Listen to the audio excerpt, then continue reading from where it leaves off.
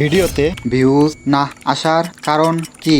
1 title, 2 topic, 3 thumbnail, 4 গল্প, 5 setup ও editing.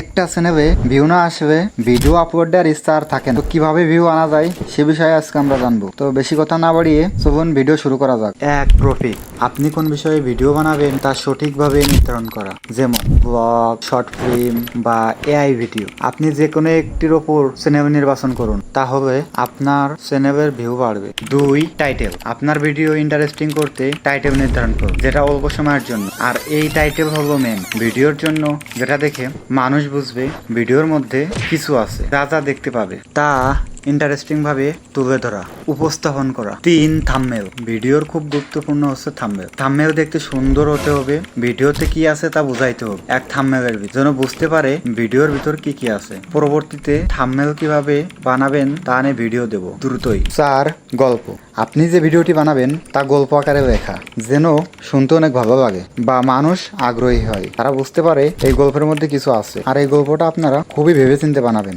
5 setup বা editing, আগে যে 4টি বললাম তা মেলাতে হবে এই 5 নাম্বারে। সবকিছু মিলিয়ে আপনার সেটআপ করতে হবে, এডিটিং করতে হবে, সবকিছু সুন্দরভাবে ফুটে উঠবে। গল্প, থাম্বনেল, টপিক, টাইটেল সবকিছুর সাথে সবকিছুর মিল থাকতে হবে, যেন ভিডিও দেখতে বা শুনতে ভালো হয়। তো বন্ধুরা, আজকের মতো এই পর্যন্তই। তো দেখা হচ্ছে পরবর্তী কোনো ভিডিওতে। ধন্যবাদ।